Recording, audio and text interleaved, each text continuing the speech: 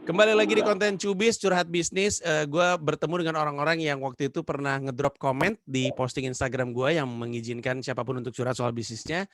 Dan akhirnya gue ketemu. Saat ini gue ketemu dengan Andi F. Noya. Mantap sekali. Apa kabar? Baik Bang. Pasti Masih gue ingat di Lila juga. lu waktu itu pernah nongol di Lila, gue bilang Andi F. Noya juga. Iya, yang muter-muter pakai botol itu di kepala. Astaga Tuhan, ternyata kita pernah ketemu ya. Didi Sudira apa kabar? Sudira apa Sudiro bacanya? Sudira Bang, orang Sudira. Sunda sih. Orang Sunda. Di mana Ya. Didi Sudira tinggalnya, maaf, lupa. Sekarang di Malang Bang, Di domisili Malang. Sayang tur gua nggak ke Malang sih ya. Iya, Ke Surabaya paling dekat. Tapi gimana kondisi pandemi di Malang, Di?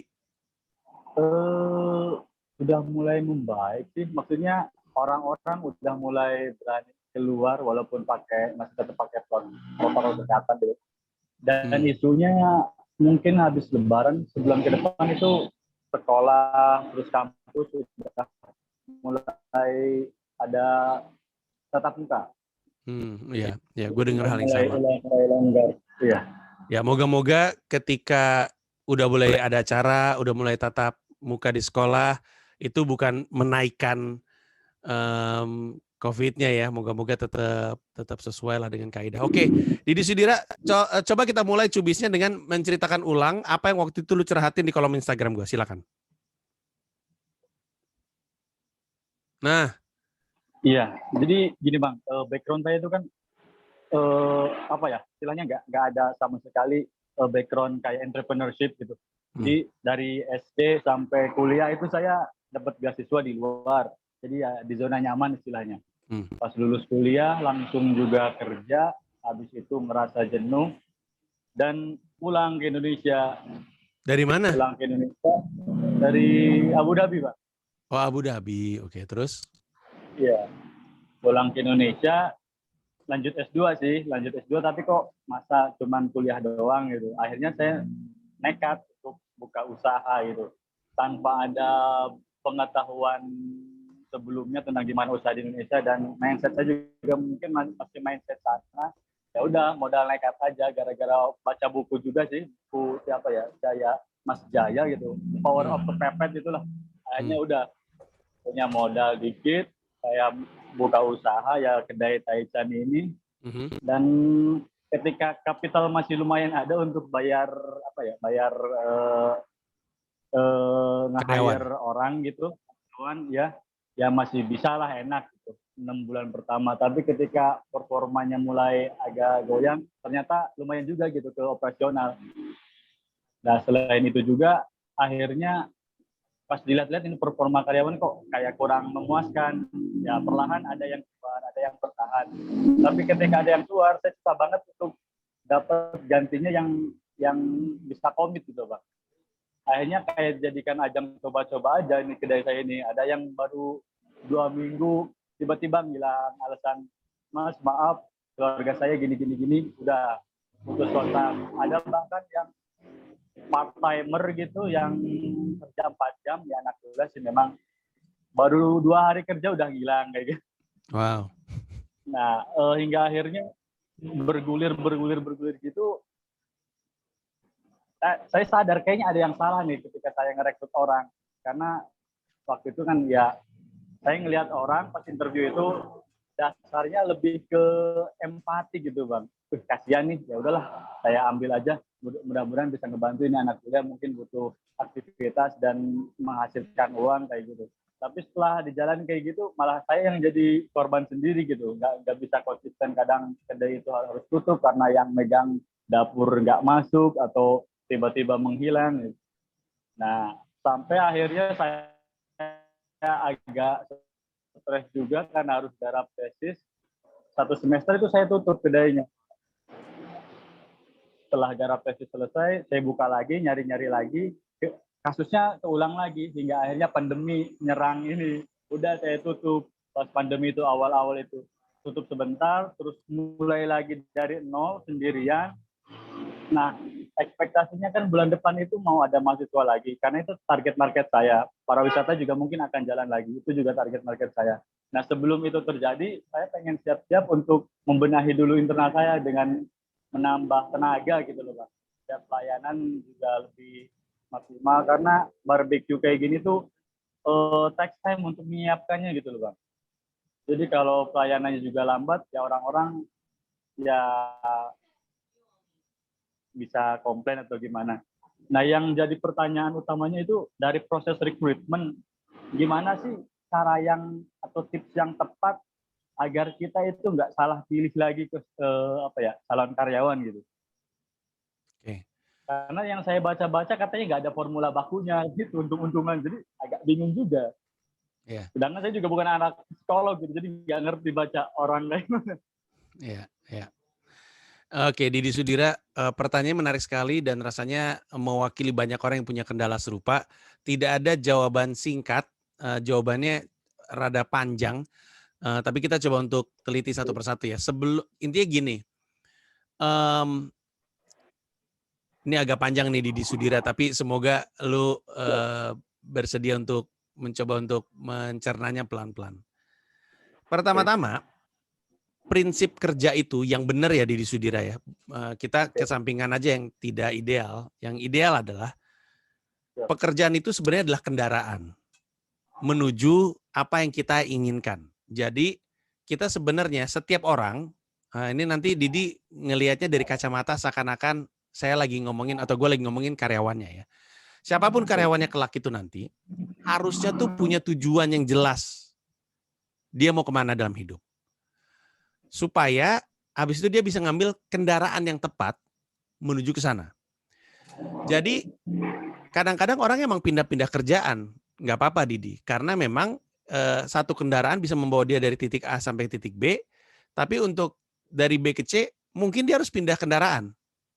Ambil lagi satu kendaraan sampai C sampai D, mungkin sampai D dia pikir-pikir oh gue ngelanjut lagi sampai E. Sampai E dia ngelanjut habis itu dia pikir kayaknya gue ganti kendaraan.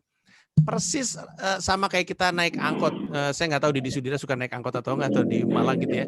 Kalau di Jakarta, dulu waktu zamannya gue SMA, Didi, gue tuh bisa 4 kali naik angkot. Tergantung gue mau ngambil rute yang mana. Dari SMA gue naik S11 sampai Lebak Bulus gue naik 08 sampai Organon, terus gue ganti lagi, bisa naik 74, bisa naik 613, begitu terus. Nah, kerjaan tuh seperti itu.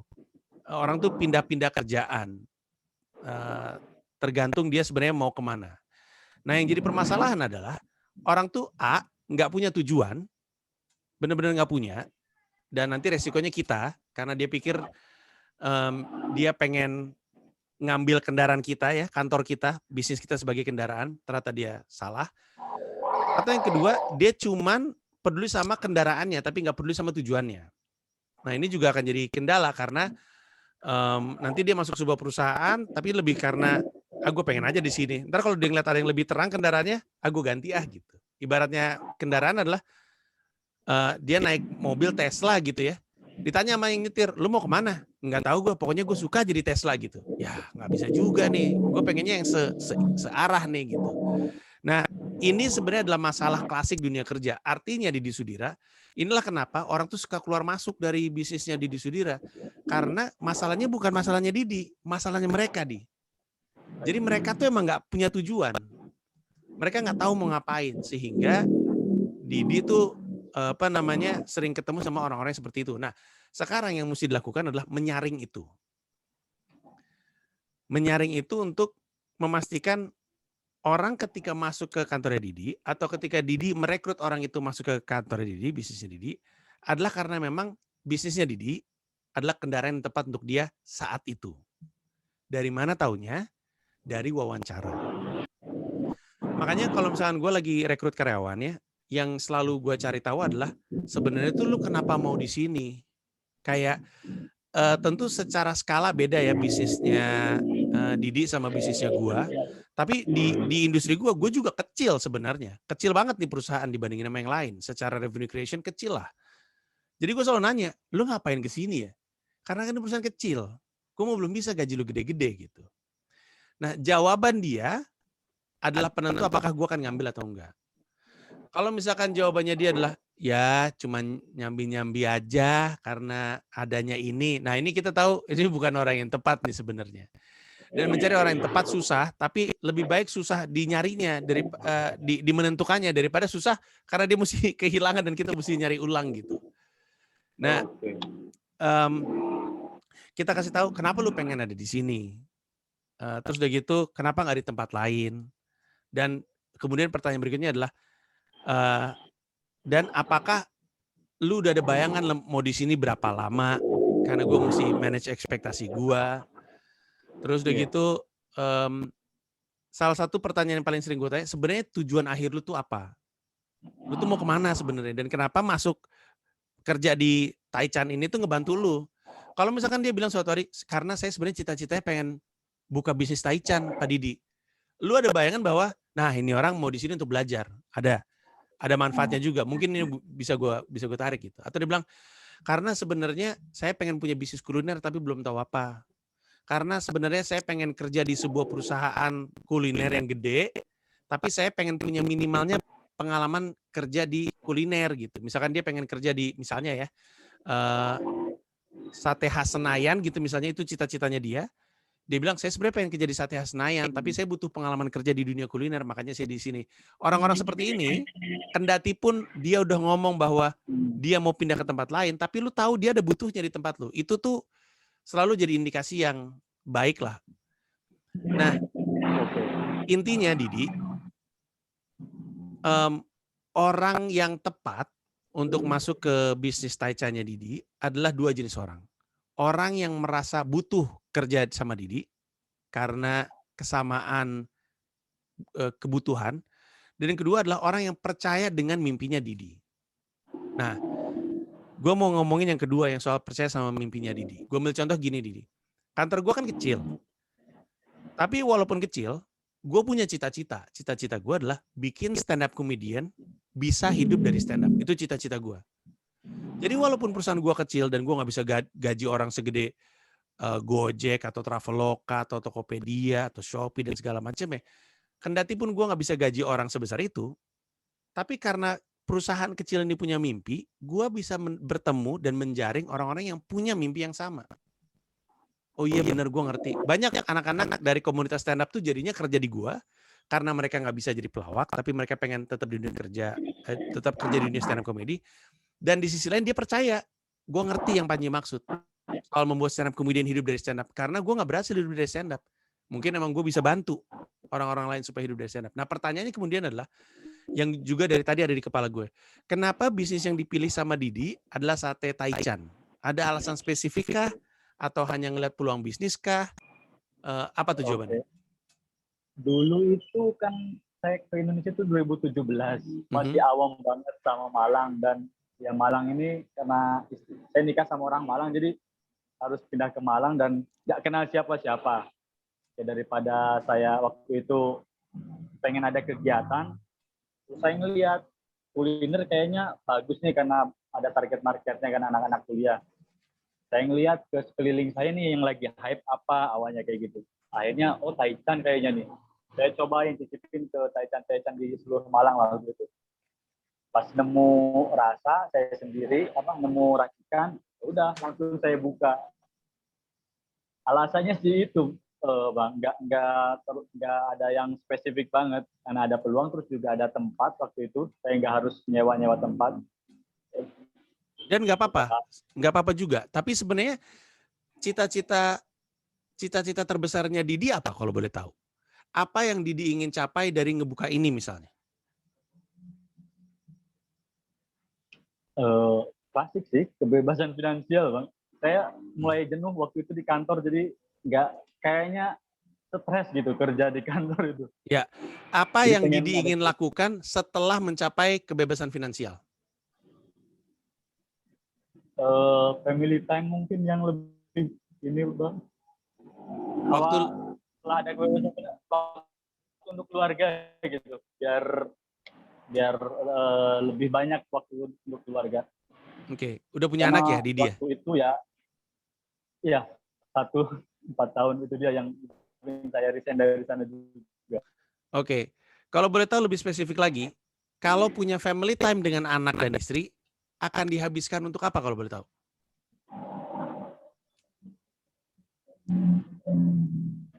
Mungkin akan saya habiskan semua hal yang nggak pernah bisa saya rasakan waktu dulu sama orang tua saya, Bang. Yaitu? Ya, mungkin touring kayak gitu, atau escaping dari rutinitas yang kayak gitu-gitu aja. Ya, itu dia jawaban yang gue cari. Oke. Jadi sebenarnya cita-citanya Didi adalah pengen punya bisnis supaya tercapai kebebasan finansial, supaya Didi bisa mendapatkan penghasilan tanpa harus bekerja lagi. Kalau sekarang kan jatuhnya masih bisnis yang dioperasikan sama Didi sendiri. Pengennya kan suatu hari nanti itu jadi bisnis yang akan bekerja untuk Didi, gitu kan? Ya. Sekarang kan Didi masih kerja untuk bisnis nih. Didi pengen bisnisnya kerja untuk Didi, gitu kan? Sehingga Didi hanya dapatin dividen misalnya per tahun atau mungkin per bulan, tergantung kesepakatannya gimana, per 6 bulan terserah. Dapat hasilnya, duitnya masuk ke Didi, Didi bisa punya kebebasan finansial. Kemudian Didi pengennya dengan kebebasan finansial tersebut bisa punya banyak waktu untuk dihabiskan dengan anaknya atau mungkin anak-anak, termasuk liburan ke luar negeri. Itu adalah jawaban yang gue cari. Kenapa? Karena lu punya target spesifik yang lu bisa hitung secara angka. Pertanyaannya kemudian adalah, kalau kita pengen punya kebebasan finansial, nanti berarti bisnisnya tuh mesti segede apa? Sebanyak apa? Kemudian kita tarik ke belakang. Karena prediksi gua, Didi, kalau lu emang pengen punya bisnis yang bisa memberi lu kebebasan finansial, tempat makan lu tuh tidak bisa cuma sate taichan. Ya. Sehingga kita tahu dari sekarang, kita mesti mulai mikir, apa ya yang gue mesti kembangin? Sebenarnya bisnis gue tuh apa? Bisnis gue tuh sate taichan atau bisnis makanan? Kalau bisnis sate taichan, gimana caranya sate taichan ini bisa begitu gede sehingga dia bisa jadi sebuah bisnis yang ngasih kebebasan finansial. Kalau misalkan emang pengen sate taichan, mungkin kebebasan finansialnya datang dari franchising. Tapi sebelum gue bisa franchising, gue mesti apain dulu nih bisnis gue yang sekarang.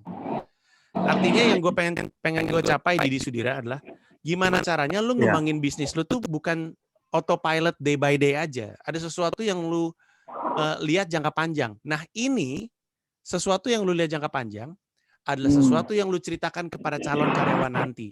Sehingga calon karyawan nanti akan bilang, bagus juga tuh mimpinya Didi Sudira. Gue mungkin gak ngerti soal sate taichan. Mungkin gue gak peduli sate taichan. Tapi gue peduli sama kebebasan finansial. Gue mau kerja sama Didi. Gue pengen lihat gimana caranya dia bisa mencapai kebebasan finansial. Nah itu cara kita untuk memastikan kita ketemu karyawan yang masuk ke tempat kerja kita, ke bisnis kita, karena dia percaya dengan mimpi kita. Oke. Paham Didi? Jadi gini, untuk narik orang, kan antara dia butuh di kita, di luar duit ya, duit udah pasti, duit mah kebutuhan semua orang, tapi dia butuh di kita karena pengen dapat ilmunya, pengen belajar bisnisnya, apapun itu. Tapi kita mesti cari tahu nih. Atau kita dapat orang yang percaya mimpi kita. Setelah lu tanya sama itu orang, lu tuh sebenarnya cita-citanya apaan sih? Nggak tahu Pak gitu. Terus lu bilang, gini deh contohnya deh, saya nih bikin sate taichan tuh sebenarnya cita-citanya suatu hari tuh pengen kebebasan finansial. Sekarang saya kerjain bisnis, tapi pengen bisnis suatu hari kerja untuk saya supaya saya bisa liburan dan segala macamnya. Makanya saya sekarang lagi jalanin bisnis, makanya saya butuh kamu. Nah, itu kalau elunya punya cita-cita, kalau elunya punya visi panjang, kalau elunya punya mimpi, mimpi ini percaya atau tidak bisa menjadi daya tarik untuk orang. Nah ini yang kita mesti cari tahu. Jadi pertama-tama Didi, lu mesti lihat jangka panjangnya. Bisnis lu ini nggak akan, gue cukup yakin bisnis lu nggak akan memberi lu kebebasan finansial kalau lu cuman mikir untuk hari ini. Lu mesti mikir panjang, apa yang mesti gue lakuin. Dan itu membantu lu bergerak. Jadi nggak cuma autopilot, membantu lu bergerak. Apa yang mesti gue lakuin ya? Apa yang mesti gue pikirin? Habis itu ngegali ilmunya juga ngelebar. Gue perhatiin tadi di awal lu kan suka baca-baca, suka nyari tahu sendiri. Jadinya ngelebar nih. Dan itu akan membantu lu untuk punya drive untuk maju, tapi juga punya mimpi besar yang lu bisa sematkan dalam bisnis lu, yang lu bisa ceritakan kepada calon karyawan lu, sehingga calon karyawan lu bilang, oke, gue percaya sama mimpinya dia. Di luar itu, lu tanya dia kenapa lu pengen kerja di sini, karena tempat gua kan kecil sebenarnya. Apa sih yang lu cari? Apakah lu butuh pengalaman? Berapa lama kalau boleh tahu? Gitu.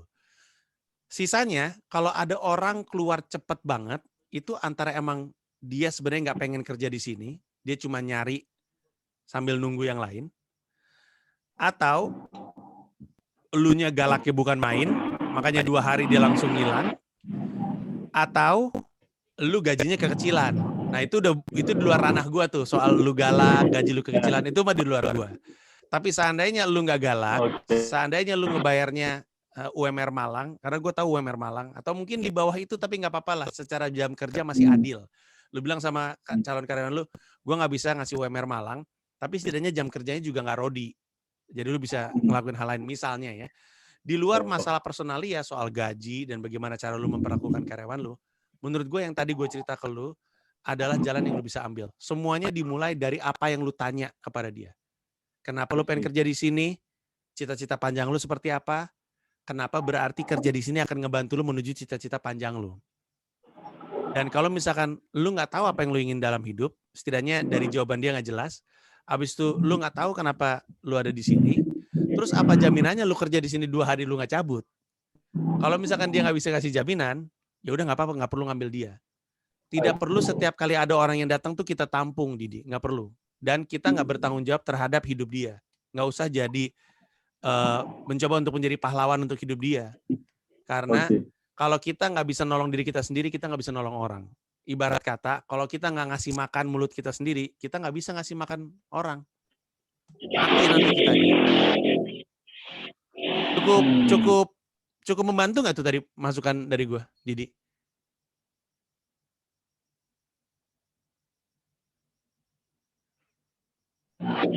Membantu sih, saya enggak sama mimpi saya. Apakah itu bisa diaplikasikan ke semua apa ya?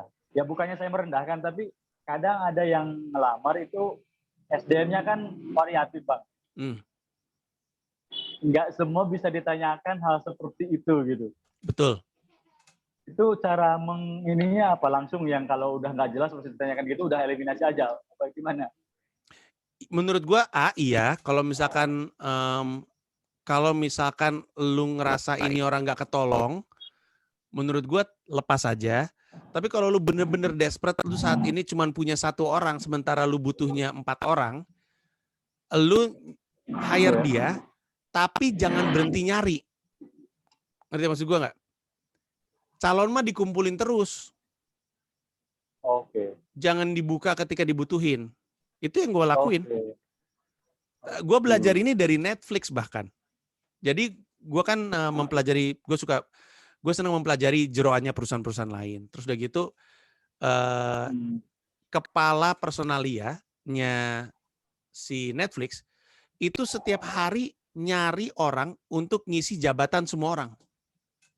Jadi dia ketemu sama CEO-nya aja, dia bilang, gue lagi mau meeting sama orang gitu. Buat apa? Buat posisi CEO. Terus kata CEO-nya, lah kan ada gue. Ya kan gue nyari karena, gue nyari bukan ketika gue butuh, gue nyari mah jalan terus gitu. Kalau ternyata ini orang lebih bagus daripada lo, ya gue ganti lu. Sama seperti ide di stand up comedy, Didi, gue selalu bilang gini, ide itu dikumpulin, jangan dipikirin pas dibutuhin. Karena kalau ide dipikirin pas dibutuhin, nggak muncul itu. Tapi kalau misalkan ide dikumpulin setiap kali kepikiran lu catat, kapan-kapan lu butuh udah ada. Jadi, kalau misalnya emang lu butuh banget, dan ini anak juga nggak tahu apa yang mau dilakuin dalam hidup, kalau lu merekrut dia, boleh. Tapi usul gua, mencari rekrutmen adalah sebuah perjalanan tanpa henti. Cari terus aja. Sehingga ketika lu nemu, ya udah yang kemarin lu lepas aja. Itu kalau ada, misalnya kan saya biasa nyari di medsos atau di IG atau di Facebook kayak gitu, Bang. Terus suka ada orang yang ngomong, ini kok nyari karyawan terus, emang perusahaannya gimana sih pada kabur semua kayak gitu, itu apa nggak ngerusak citra ini sendiri, Bang? Didi, kita tuh nggak pernah bisa ngatur opini orang akan kita. Oke. Kita nggak buka lowongan aja, bisa aja orang bilang, ini perusahaan macam apa sih, karyanya itu mulu, nggak bertumbuh kali gitu. Ngerti nggak maksud gue? Iya. Orang mah nggak akan pernah tahu jeroan kita. Kalau lu jelasin aja. Saya belajar dari Mas Panji, yang belajar dari Netflix. karyawan mah dicari terus, bukan dicari ketika dibutuhin. Lowongan mah buka aja terus. Lagi pula setahu gue ya Didi Sudira, kalau ini dari pengalaman gue nih Didi, kalau ada sebuah perusahaan kerjanya buka lowongan mulu, di mata orang malah udah gila kali ini, masih aja nyari karyawan baru lagi pandemi kayak gini, malah dikagumin karena gila nih orang kayak ekspansi gitu, padahal mah enggak. Artinya menurut gue nggak usah lah kita mikirin omongan orang mah akan salah mulu kita. Yang penting kita lakuin apa yang menurut kita baik untuk kita, sudah jalanin aja. Kayak cerita itu loh Didi Sudira, lu pernah denger itu nggak sih, ada bapak sama anak jalan bawa kuda, anaknya naik kuda, bapaknya jalan. Tahu kan cerita itu kan? Salah mulu itu berdua di mata masyarakat. Jadi buat apa gitu kita pikirin. Ya? Iya. I see, ya. Gitu. Satu lagi Bang, boleh. Kan masih banyak banget ketidaktahuan saya di dunia entrepreneurship ini. Sampai-sampai saya mikir apa saya harus ikutan workshop ataupun coaching ataupun mentoring kayak gitu kali ya, biar saya punya bekal yang jelas. Akhirnya saya coba nge-search, ada sih coaching di Malang gitu. Pas saya tanya harganya 12 juta itu udah diskon Bang. Saya bilang, aduh kok kalau dana segini mungkin malah bisa dipakai buat nambah apa gitu di kedai. Akhirnya saya dilematis, di satu sisi ya saya butuh ilmu dan arahan dari orang yang mungkin pengalaman atau expert, tapi di sisi lain keuangan ini masih bisa digunakan juga untuk hal-hal yang esensial yang masih dibutuhkan kedai gitu. Akhirnya mundur maju gitu Bang. Nah, menurut Bang Panji tuh enaknya kayak gimana dalam posisi saya mesti UMKM kecil kayak gini, apa perlu gitu ikutin kayak gitu? Ya, pertama-tama sih gue cuma mau ngingetin doang aja bahwa pembukuan bisnis sama pembukuan hidup lu jangan dicampur adukin ya. Artinya ketika lu mau building capacity untuk lu sendiri, jangan lu ambil duit bisnis, pakai aja duit sendiri. Dan ketika bilang, sayang nih duit gue, mau gue taruh di bisnis, hati-hati untuk ketika lu terus-terusan naruh duit di bisnis karena nggak sehat juga, karena secara pembukuan tidak normal gitu. Enak bener nih bisnis nih, tidak hidup dari pembukuannya sendiri tapi hidup dari suntikan kita terus, nggak sehat lama-lama. Jadi pembukuan bisnis sama pembukuan diri lu dipisahin aja. Kalau misalnya pembukuan pribadi kerasa bisa nih gue nih 12 juta untuk naikin kapasitas, ya udah itu pakai duit lu sendiri, jangan pakai duit bisnis. Tapi di luar itu, Didi, gue usul kalau bisnis lu punya duit 12 juta, puter duit itu untuk jadi duit lagi. Jangan dipakai untuk investasi dulu, belum waktunya. Duit di bisnis lu, kalau lu punya 12 juta void, jangan dipakai untuk building capacity atau building apapun lah itu untuk sekolah, workshop segala macam. Gimana caranya 12 juta ini bisa diputar jadi duit cepat? Gua aja sampai hari ini masih gitu di kantor gua. Kemarin tuh di bulan November 2020 kita mulai ngeliat ada sedikit margin profit nih. Terus gua ngobrol sama komisaris gua, terus dia ngomong kayak gini, ini duit, mending lu pikirin gimana caranya kalau diputar jadi duit lagi. Gua lakuin, jadi duit beneran. Jadi lebih baik kalau ada duit sisa, gimana caranya duit sisa ini diputar untuk jadi duit lagi. Jangan dipakai untuk investasi. Karena, maksudnya investasi untuk ilmu. Jangan dulu. Karena Didi Sudira, selain bahwa sebaik itu pakai duit lu sendiri. Karena di internet itu tidak terhitung banyaknya konten gratis ilmu bisnis. Gue tidak mau untuk mengurangi apa pentingnya menggunakan orang-orang ini ya, si motivator bisnis dan segala macam ya. Tapi lu bisa pahami dari harga 12 juta itu tuh bukan untuk orang di levelan kita-kita gitu. Jadi kita-kita tuh belum waktunya ke sana. Kita-kita mah pakai yang gratis dulu aja di YouTube. Aduh banyak deh, apalagi kalau lu bisa bahasa Inggris Didi Sudira, nggak kehitung tuh banyaknya konten. Gua nggak pakai duit gua untuk belajar bisnis sebenarnya gue pengen banget sekolah bisnis. Cuman ada satu hal dari sekolah yang gue nggak suka, yaitu ngerjain PR. Jadi gue masih nahan diri. Tapi gue sampai sekarang masih belum menginvestasikan duit gue untuk ikutan workshop dan segala macam. Karena gue belum perlu sampai level, itu udah level intermediate ke atas lah. Saat ini tuh gue level di belajar di YouTube dan di podcast. Aduh banyak banget. Beneran banyak banget yang kita bisa dengerin. Selama lu tidak melimitasi wawasan lu terhadap kuliner. Jadi jangan tutup, oh gue cari yang kuliner aja lah, habis nih materi-materi pembelajaran tentang bisnis kuliner. Jangan, semua bisnis lu lahap. Karena kita bisa dapat banyak inspirasi dari bisnis-bisnis yang beda. Aduh banyak banget beneran deh, belum perlu Didi. Siap. Thank you banget Bang. Cukup? Lumayan clear sih Bang. Cukup itu yang bikin saya bingung banget dulu dari kemarin-kemarin. Sekarang udah dapat insight yang lebih clear gitu. Iya, tapi mudah-mudahan nanti pas sebelum pandemi. Ya, Didi Sudiro mesti tahu bahwa buntut-buntutnya tuh soal eksekusi. Ini kan lu cuman tahu apa yang lu pengen lakuin. Melakukannya adalah hal yang berbeda sama sekali. Kasih lu ruang, kasih lu diri sendiri ya, diri lu sendiri, ruang untuk belajar mengeksekusi apa yang lu udah tahu. Jangan buru-buru. Kan kayak tadi kan kita ngomong bahwa kuncinya kan mungkin di interview karyawan. Mungkin waktu pertama kali interview karyawan lu belum begitu baik dalam menggali ini orang. Nggak apa-apa, nggak usah terlalu buru-buru. Iya, nggak apa-apa, nggak usah terlalu buru-buru. Butuh waktu kok. Bisnis lu udah jalan berapa lama berarti nih, Sate Taichan? 2017 Bang. Sampai sekarang ya 3 tahun lebih sih. 3 tahun, oke. Menurut gue itu masih muda usianya, masih banyak banget waktu untuk bertumbuh. Jangan terlalu cepat ngerasa gagal. Apalah arti 3 tahun dibanding bisnis yang akan menghidupi lu selama puluhan tahun gitu. Mudah-mudahan Bang.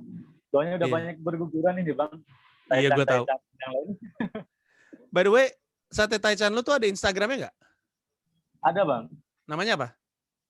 @kedaitaichan.malang. kedaitaichan.malang. Oh, ini dia. Oke. kedaitaichan.malang. Kalau boleh ngasih masukan, Didi Sudira, kalau menurut gue namanya rada terlalu generik, kurang diingat. Bisa nyari ini sih, bisa nyari nama lain. Tapi kalau lu mau bertahan dengan ini juga nggak apa-apa. Untuk yang lagi nonton, kalau lu pengen makan sate, bisa ini nggak? Bisa GoFood nggak? Atau GrabFood? Bisa, GrabFood, GoFood. Tapi untuk sekarang ini lagi di pause dulu, takutnya ada orderan ini. Oke. Ya. Tapi masih buka? Buka sampai jam 11 Bang. Oke, jadi untuk semuanya, Kedai Taichan, Senin sampai Kamis, jam 12 siang sampai jam 11 malam. Jumat opsional. Sabtu Minggu 12 siang sampai jam 11 malam juga. Ini ada nomor WhatsApp-nya, alamatnya di Jalan Raya Sengkaling nomor 180 Dau, Malang. Instagramnya sekali lagi kedaitaichan.malang. Silakan dicari tahu. Semoga bisa membantu Didi Sudira ya. Thank you Bang. Thank you banget Bang. Terima kasih banyak. Salam untuk istri dan salam untuk anak. Moga-moga cukup membantu ya. Terima kasih banyak Bang. Thank you. Bye-bye.